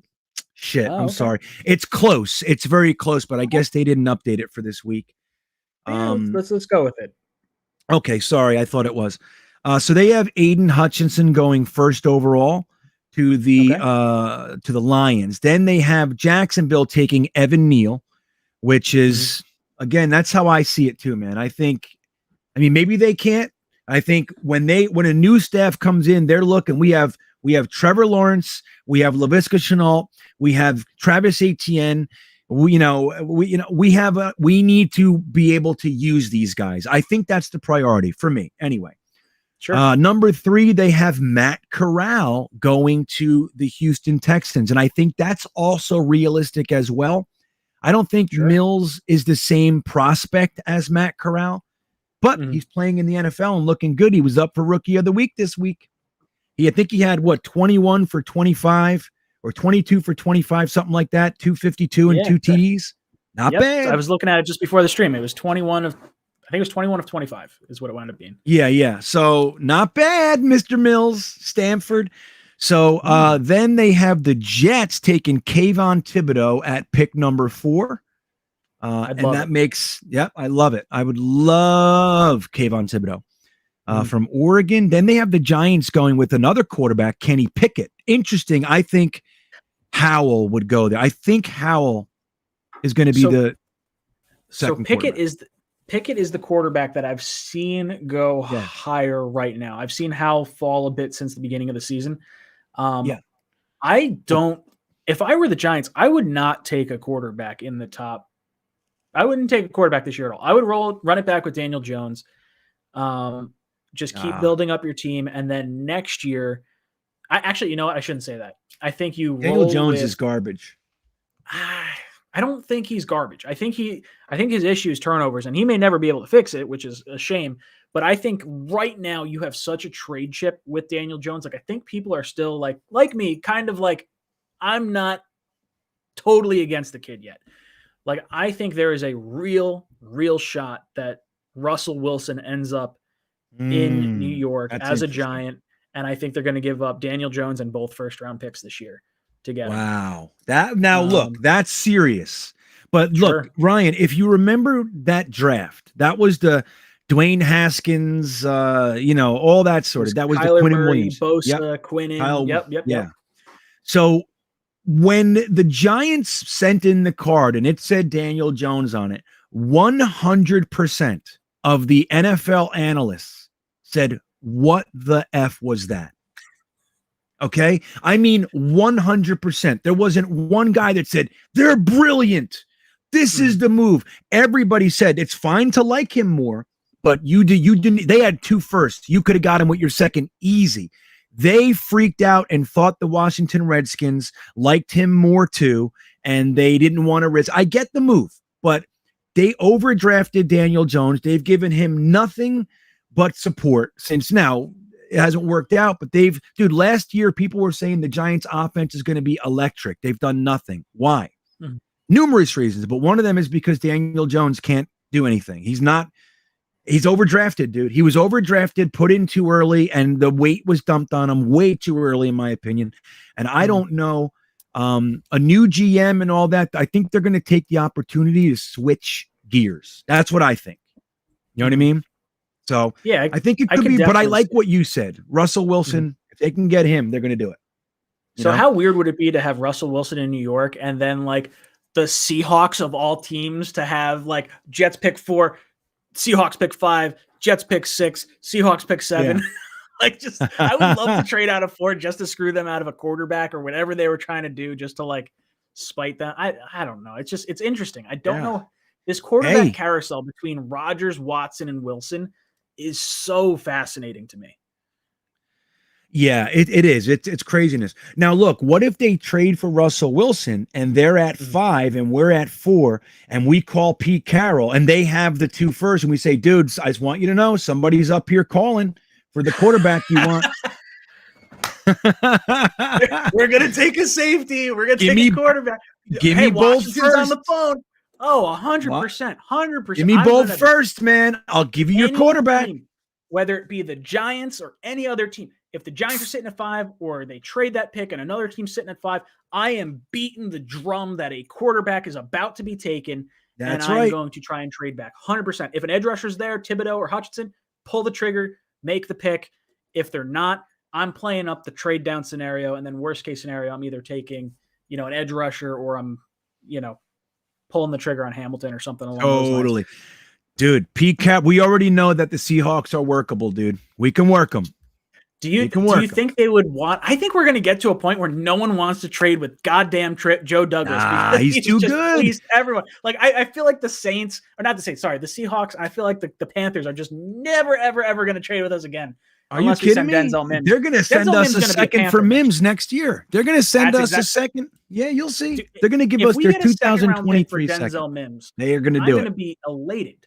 I mean, if we got a third for Denzel Mims, I would be pumped. Right now. Absolutely. Right now. I would be disappointed. I'd say do it. If you're not going to use them, do it. But I think Matt Rule knows that Denzel Mims is a first-round draft pick caliber wide receiver. And I think he would absolutely give a 2023 second for Denzel Mims to come into town. Now, is that going to happen? Probably not, because I don't think they're going to let Matt Rule have control much longer. I think he's crashing that ship. I don't know if he'd be allowed to trade a 2023 draft pick for Mims, but I would 100% take a draft pick in 2023 for Mims if it's a second round. 100%. No questions asked. I don't need more picks this year. I don't need more picks. I'll take more picks in future years. Absolutely. Right. You take a second. Look, if your coaches for whatever reason aren't going to use the kid or aren't developing him right, whatever it is, let him go try to have a career somewhere and take what you can get for him. But unless it's like a 4th or worse, you don't do it, man. Yeah. It's better to have him on the team as a 5th wide receiver than it is to take a 4th round pick for him, in my 100%. Opinion. But the value that Mims upside is better than the return we'd get with that 4th round or worse pick. I'm 100% on board with that. 3rd round pick, I think, is the tipping point for me. I would, if someone had even a compensatory 3rd, I'd probably pull that trigger. I wouldn't be thrilled with it, but I think you're gaining back some value on something that seems like we were never going to use him anyway. That's right. Drafted for a different regime, all that sort of stuff. So I mean, in truth, All right, so let's see. So then the Giants took a quarterback, Kenny Pickett. Then they backed that up with taking the top cornerback, Derek Stingley, and the Jets followed that with grabbing Sauce Gardner, cornerback from Cincinnati, who I think is going to be a better pro anyway. So me personally, I wouldn't hate it. Not the route I want to go, but again, same thing with what the Tankathon draft is. Look, we got our edge rusher, and you got that top flight potential corner to mix in with our group, the Bryce Halls, the Brandon Eccles, the Michael Carter the seconds. And dude, on our defense takes a major leap forward before we even get to the second round. So I think that's pretty good. Ooh, you want to see the rest? Ooh, sure. Why not? Let's see. Right, let's see who's down below you. They have Carolina taking an offensive tackle, Charles Cross, and then we have the defensive tackle. I don't like Leal at all. I was talking with someone the other day about. I don't remember if it was a YouTube comment or like a forum post or something. Or just a DM, but man, I do not like Leal at all. It's just it doesn't. I haven't looked too much. The only reason I looked is because someone brought him up to me, but it's not someone I would not put him in the edge rusher discussion if he's defensive tackle. I think that suits him better. I think it makes more sense. They have him as a 5 tech here, so maybe if he's you know what I mean. So then George Karlaftis makes it to the Eagles at 10. Then Kyle Hamilton makes it to the Eagles at 11. Dude, they have the draft I want. You know what I mean? I want Thibodeau over Karlaftis, but dude, getting Karlaftis and Hamilton, slam dunk. Back to back. Third first round pick. I'm curious to see what Philly gets with their third first round pick. So we know they got Hamilton and Karlaftis. Jordan Davis, another defensive tackle, goes to Minnesota. Okay. Then they got Garrett Wilson going to the Saints. First receiver 13, off the board. First receiver. Then Sam Howell goes to the Raiders. That's stupid. They're not doing it. Derek Carr is making 5,000. Dude, he's fine.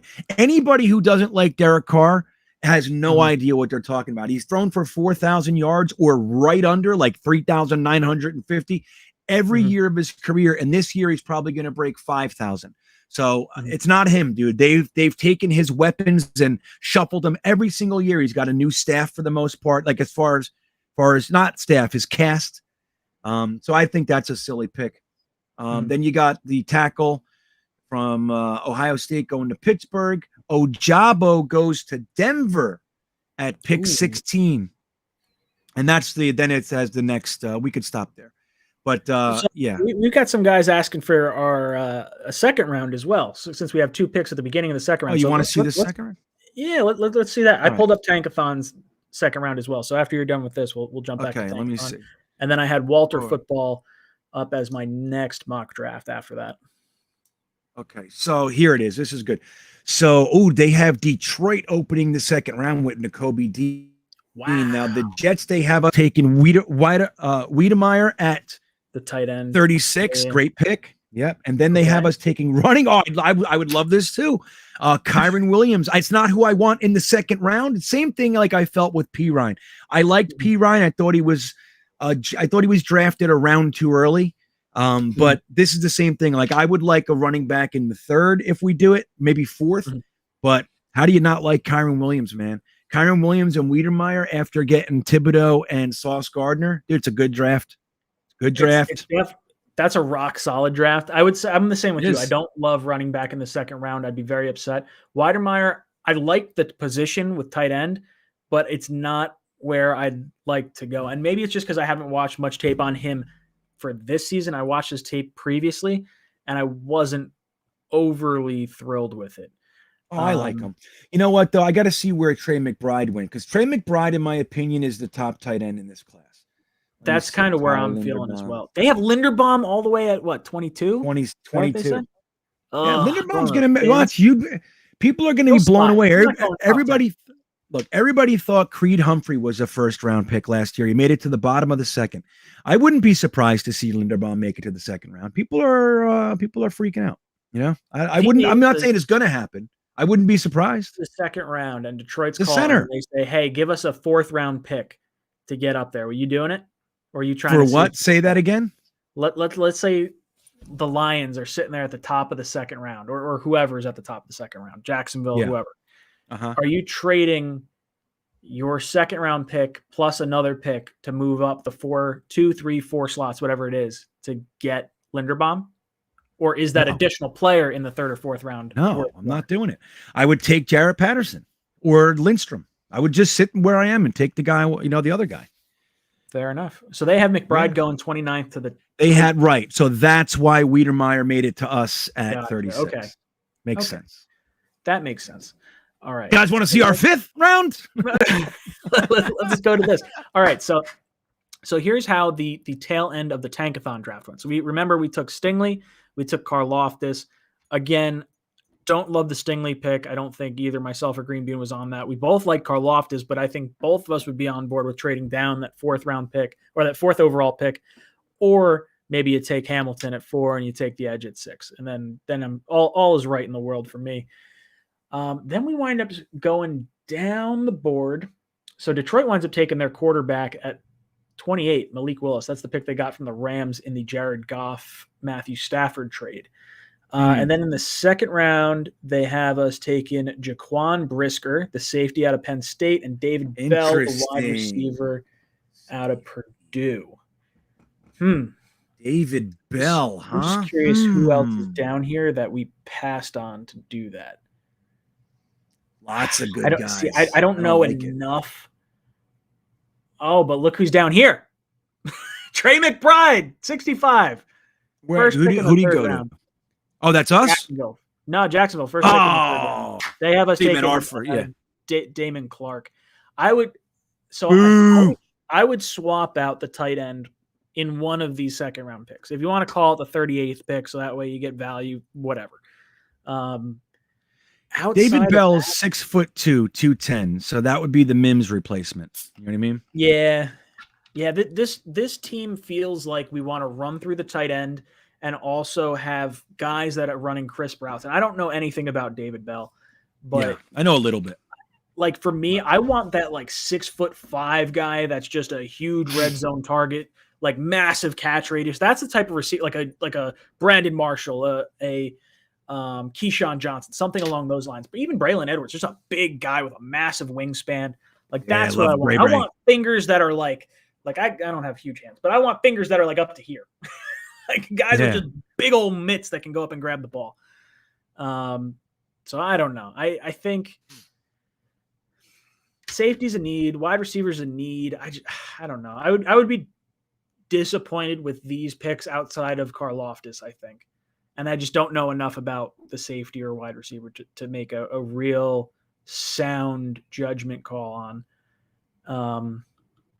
I'll jump real quick. I don't know if you have your mock draft up for your next one yet, but I'll jump over to Walter Football right now. Wait a minute. You want me to go to the third and fourth round? Is that what you're saying? No. Go to another mock draft. I'm jumping over to Walter Football, so we'll go through another one here. And it's fun because you can kind of like they change these like each week, so we can kind of totally talk a little bit. So they have Thibodeau going 1 to Jacksonville. That feels like that's not going to happen just because of how Hutchinson has ended this season. Thibodeau is going to light up the combine, dude. People are going to fall in love with him. He's so athletic. You'll see. He's a freak specimen. Freak. He's going to light it up, dude. He's going to nail all the drills, and people are going to go, you can't pass on him. You can't do it. So they have Hutchinson going 2 to Detroit. So I guess that's where I could see them kind of falling. For me, I would hope Jacksonville goes Neal 1. I would hope Detroit goes with one of the edge rushers, which I think they will. I would hope the quarterback goes 3, and then we get the 4th edge rusher, like the number 2 guy, whether it be Hutch or Thibodeau. But Hutch goes 2. Kenny Pickett goes 3, and then they have the Jets taking George Karlaftis, the edge from Purdue, at number 4. So I think we like that. Then they have... Who was the Karlaftis, you said? They took Karlaftis at 4, and then the Giants are picking 5, 6 in this draft. So this was updated the 23rd. So they have not updated since the Seahawks lost and the Bears won. So that's why that's flip-flopped. And then they have Evan Neal going to the Giants at 6. This makes sense to me for the Giants. I think the Giants build their trenches and they go offensive line, defensive line in some capacity with both their first round picks, and I think they run it back with Daniel Jones, or they're trading both these picks for Russell Wilson. They have Charles Cross, OT going, and then they have the Jets taking Stingley at number 8. Boo. I could swallow it.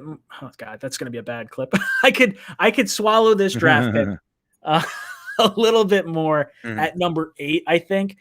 Man, I don't know. I don't love going cornerback that high for this particular defense. Hamilton goes all the way to 12. Man, maybe we don't take safety in the top 10, dude. That's like, I don't know. That's hard. Let's see what winds up going this round. Corral goes to Pittsburgh at 17. Linderbaum 21 to the Dolphins. Trey Burks. A lot of people like Trey Burks. I gotta look at him a little bit more. They have him going to the Lions. Weidermeyer going to the Titans at 26.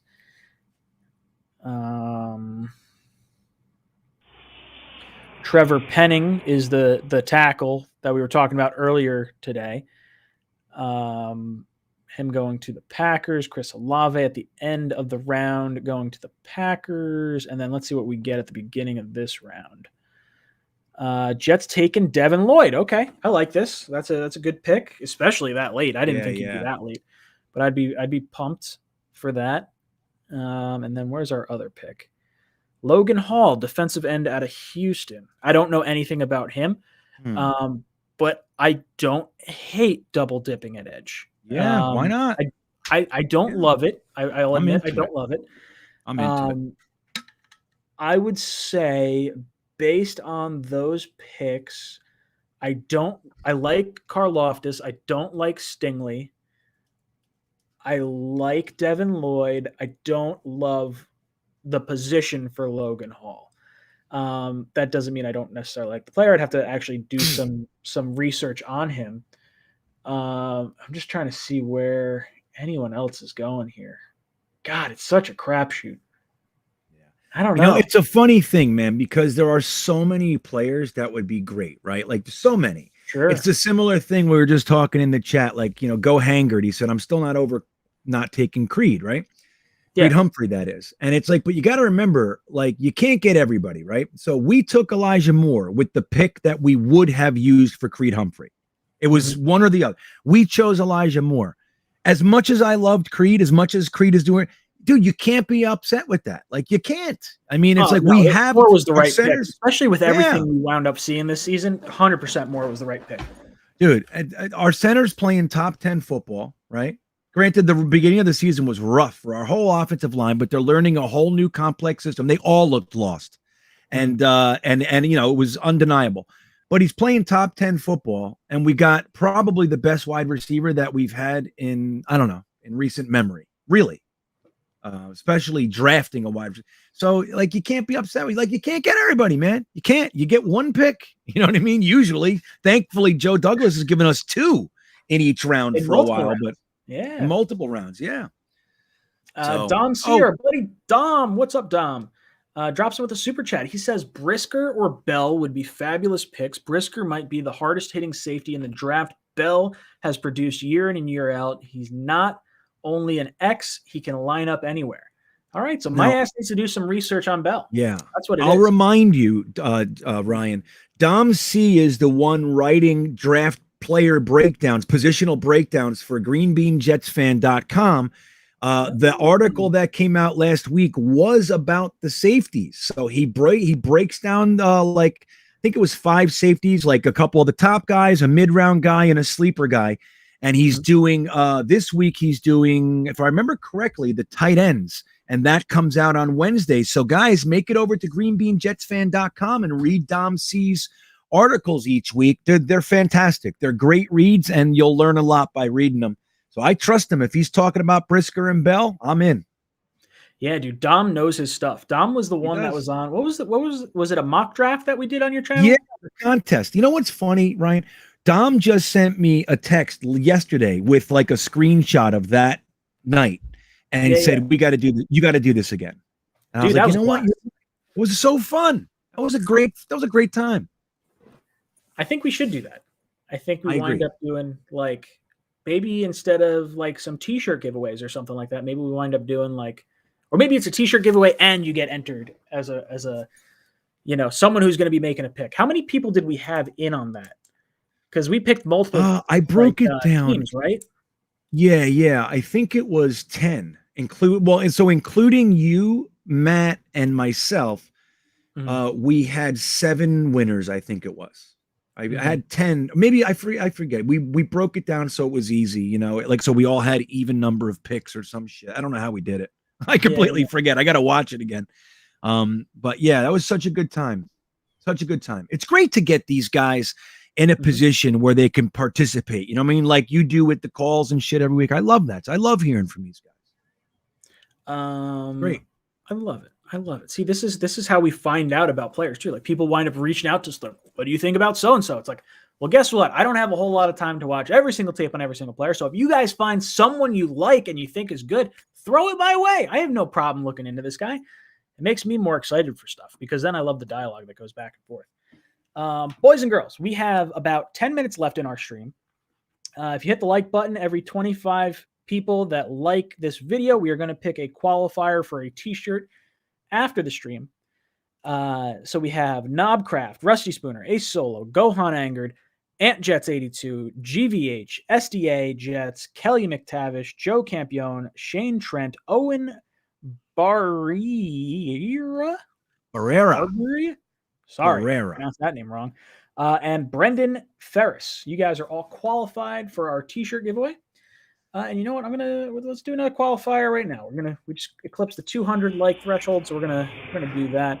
And look, Michael Tempsto, that guy, he's good. I like him. Liking the stream, getting the little jet to fly across. All right, Nightbot, do your thing. Pick us a qualifier. Tommy R, you're going to be qualified for our t-shirt in just a few minutes time. We'll make some selections here. We're going to give out one of the support independent creator shirts with the profits going to St. Jude's. So definitely a good charity to back. Green Bean, do you happen to have another mock draft pulled up? Yeah. I do, man. I got Yahoo Sports. I went into the catacombs. All right, let's see. I think I'm like, let me see a mock that I never look at. Let's look at Yahoo. Right? Dude, I used to go to like back in the day, I would like one of my top things I would do is I'd go to Yahoo, I'd check my email, and then I'd be like, sports, NFL. Totally. And I'd be looking, I was like, that's where I got all my news from because Yahoo. Right? Like, dude, that's Yahoo then, like, became a big thing. Right. Yahoo was my primary email and primary kind of like news place for a decade, at least, maybe more. Dude, I still use Yahoo as my main email. Like, and do you really? Dude, that's what's weird because like people date you based on that. Like, totally. Dude, when I'm looking at something, I see AOL or like something along that, like at AOL.com, like, you're old. Like, I don't know. It just sort of like, and I see Gmail, I was like, you're young. I get it. But like, I have like 3 or 4 Gmail accounts. Like my Jets Talk 24/7 one is Gmail. I prefer Gmail. I've just had the Yahoo one for so long that I don't want to change it. My Yahoo one is my junk mail one now. There's nothing in it, but there's thousands of emails. Every now and then I'll go in there and it's like, you have 79,000 unread emails. I'm like, yep. That's it. Hey, Green Bean, were you in my stream yesterday when we were talking to Jeremy at all? So Jeremy, once he gets up to 200 subscribers, this is NFL Chaos. Oh, Jeremy. Right. Yeah, I heard. So guys in the chat, if you see NFL Chaos with Jeremy, please go subscribe to him because once he hits 200 subscribers, and he's a great member of the channel. He's been hanging around with us for a long time. He does the halftime call with Green Bean and Matt and I. This dude he goes, I'm going to drink a quarter teaspoon. Yeah, quarter teaspoon. Who's impressed with that, Jeremy? Yeah, thank you. That's what I said to him. I got him on the phone. I was like, no. I was like, how about this? We get you up to 200 subscribers. You're drinking a full teaspoon. I want full spoon of hot sauce going in the mouth, and then you're going to do a going to do your mock draft. So that's what I want to see. So if you have not followed Jeremy, please go subscribe so we can watch him burn his face off with some crazy hot sauce. That's right. NFL chaos with Jeremy. Right. Go follow him, and we're all going to make fun of him and watch him burn. Watch his bald head sweat. I would love nothing more, Jeremy. That's what's going to happen. The last dab. Totally. We're the last dab hot sauce. All right. Good. So all right, here we go. This mock draft. So the Jaguars take 𝐒𝐮𝐞𝐞𝐫𝐢𝐻𝐿 up top. The Lions grab Derek Stingley, Yahoo says. What? Lions go cornerback. Like 2 years ago? That's right. They want Derek Stingley to pair with him. So whatever. They let Slay go. So hey, maybe they want to refill the Slay position. So we got the Texans taking 𝐒𝐿𝐫𝐿 at 3. The Jets come in and grab the tackle, Evan Neal. Okay. Giants get Kyle Hamilton. The Jets via the Seahawks get our edge rusher, George Karlaftis. See now, look, I'm not upset with that. I'm not upset. I'm not upset. Evan Neal, I don't want it. It's a kick in the dick. I'm not gonna lie. I was so irritated to have to take a tackle that high. But if you are going to take a tackle, it's one of the safest positions you can take. God, it would really burn me up to have to waste that valuable of a pick on a tackle. This is why I don't trust them, though. If the Jets are hitching their wagons to Zach Wilson, and it looks like they have, what are you talking about? Bite me. What do you mean? You know what I mean? If dude, we just used the 2nd overall pick on him and played him all year. He's our quarterback. Yeah, 100%. But they are talking about him being. They're talking about him being a bookend with Mekhi Becton now. So that's not. Hey, if that's the plan. Whatever. Hey, you know what? That's I'm not gonna get upset, and it wouldn't shock me if we really hammered home the offensive line. Maybe you take Neal in the 1st round, and you take your center in the 2nd or 3rd round. Yeah. It's not something I would hate by any means, but man, it would kind of burn me up. I'm not gonna lie. I don't want to spend that much on offensive line after spending 2 firsts and 2 thirds. Don't forget, we traded 2 thirds to go up and get AVT. So we are spending some pretty heavy assets that direction. We gave the contract to McGovern. He's got 1 year left. Obviously, the MCL injury is concerning. I don't know. I don't hate it at all. Yeah, that's the thing. But look, it is frustrating, but bringing in, for whatever the reason, if this coaching staff was hey, look, we don't like Mekhi Becton as a player, we don't like him, we don't like Denzel Mims, we don't like Michael P. Ryan, we don't like fucking Zuniga, then there's no reason to force feed them those guys. They were picked for a different staff. As much as I like them, and that's the way it's going to be. Then bring in the guys they want, because guess what? You need those positions. You know what I mean? So don't waste any more time. But it just sucks because they were supposed to work. They're great picks. You know what I mean? Yeah, dude. That's what burns me up about 2020 is I definitely felt like the draft had talent, and it just it didn't work out for one reason or another. Mims, I'm floored at. I'm beyond shocked that this guy is just not cracking the starting lineup, just can't do anything right. He's dropping passes. He's running wrong routes. He's doing can't learn the playbook. It just shocks me that this is where this has gotten with Mims. Becton, the talent is there. It's the health that's the concern. Then Ashton Davis, I didn't love that pick, but I do understand the necessity of it because of, we knew we were going to be trading Jamal Adams. You knew Marcus May only had a year beyond that anyway, so I'm not totally shocked at that. Zuniga, I like the swing at edge. I'm never picking another Florida edge rusher in the 3rd round ever again. Done with that shit. Zuniga and I don't care how good he is. Friggin' guy. Polite. Ja'Kai Polite. Oh man, dude, he had so many good pass rush moves in college and just didn't do jack in the pros.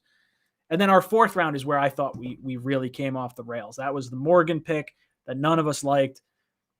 Cameron Clark wasn't a bad pick. It just sucks that he couldn't get on the field. P. Ryan, I didn't know him at the time, but after watching him, I know he does not fit this offense. So I think you do have to move on from him. And then I still don't think home so. Run and Braden Mann is fine. I'm okay with. Yeah, Ty Johnson needs to go, right? Everybody agree? I don't know what this Austin Walter bullshit is, but he can go too. He sucks. I want to make sure everybody understands that. He's only playing because Robert You're so Saleh, high on Mims, but dude, you're hating on Walter. What the hell? Austin Walter sucks. That's why, he's He's done man. Best running back in the stable. Mims has an entire backbone of like incredibly high production. It's like somebody tried to tell me that Mims is Stephen Hill today. Said, do you realize that Mims is? It's so stupid. Round pick, and they're saying the only similarity is position, round, and team. That's it. They are completely different players with completely different upsides and knocks on their. Stephen Hill never eclipsed 30 catches. Never. But he had 2 touchdowns in his first game against Buffalo. That's right. Mims, he did have that one game. Touchdowns in any of his games. Oh, well, there's that. See? Stephen Hill, better pro than Denzel Mims. Stephen Hill. Equally as disappointing, but I never liked Stephen Hill. That's the thing. Okay. Like taking Stephen Hill in the second round when they were like running the ball a stupid amount of times, like that pick made no sense. Mims made sense. Mims made a ton of sense. Stephen Hill made no sense. Mims made a ton of sense. Yeah, no sense. And that's the thing. This is what we're coming out of, man. It's like it's nice to have a GM that because he knows what he's doing. He's not going to hit on everything, but the guy knows what he's doing. You can see it all over. Taking Hackenberg in the second round. The guy had a 6th round grade, dude. Like, what are we doing here? You know? An angry Jets fan says, "Call me crazy, but I'd bring back Tevin Coleman." I'm 100% on that bandwagon. I would bring back Tevin Coleman in a heartbeat. I would say if we could have a backfield of Carter, Coleman, and a rookie, whoever it is, I'd be happy with that. Guys I would like to retain: Coleman. I would like to retain Quincy Williams. I would like to bring back LaMarcus Joyner. Who else am I missing? LDT I would like to see. And maybe Morgan Moses, possibly. I don't know. I'm kind of hot and cold on him. And then I would, as long as he doesn't come back, as long as we don't overpay him and expect him, like give him the starting job. Like you want to come in and you compete with the young guy or whatever, fine. You know what I mean? But pay him $5 million and that's it, kind of a thing. And I'm not angry. I don't mean to sound like bitey with it, but I just don't think he's good enough to be handed the starting job. Now, conversely, the guy, he plays. He's always there. He missed one game or something like that. So, and that's his MO. Best ability is availability, and Morgan Moses has it. So, 100%. Green Bean, I'm going to ask you to go to last week's Talkin' Jets panel and give me 5 names, and we're going to pick some people that are going to win pick a person that's going to win a shirt right here. Guys, if you can get us up over 225 likes in this last little bit here, I will pick another qualifier from the chat as well. Let's see what we can get. Yeah, come on, dudes. If you haven't liked it, it's the easiest thing in the world to do. Seriously, all you got to do is just drop one little like. The algorithm helps it out. Apparently, Green Bean, we're not supposed to be doing this. We're not supposed to be saying, hey, hit the like button because it throws off the whole algorithm. I don't know. I've heard. What does that mean? I guess you're like baiting people into liking a video. Oh my God. That's the silliness. They're here. I would like to believe they like the content. Most people don't understand how important likes and subscribes are. I didn't understand it until 2 years ago. I watched there were channels I watched all the time. I never subscribed. I never hit. I didn't know. I just was watching videos. What the hell do I know? Yeah. It's important that we educate them. All right, you ready? Green Bean, you just wound up qualifying, so I'm going to pick another qualifier. There you go. I knew it. I knew I'd win. All right. Rattle me off some qualifiers. All right. We got Jessica Moore, 82711. All one word. Jessica Moore, Moore. And what was the numbers? 82711. 711. Let's see. SG_31 Black. You've been qualified as well. Nightbot just selected you. All right, Green Bean, give me 4 more. We got the letter B, Tire, capital Tyrr. Okay. We got Big T Charlie. T Charlie. Okay. We got TJ Begg, BEGG. Okay. And we got Mark Ferraro, Ferraro. Mark Ferraro, everybody. Ferraro. ARO. Yeah. Oh, all right. So we got a nice big chunk of list right there of people. Yeah. Okay. Let's do some odds or evens. Right. Chat, first number that pops up is going to help us eliminate the first rung of contestants. Green bean, 3, 2, 1. All right, so we've got 3, and there's a 6. So we've got 9. All right, so we're crossing off the odds first. Bam, bam, bam, bam. I guess I don't have to add bam into everything every time I scratch it off, but yes, you do. It's good. I like it. I do. Let's be serious. All right, 3, 2, 1. Is that 1 or 2? That's 1? Yeah. Okay, so we got 2. So we're crossing off the evens. Sorry.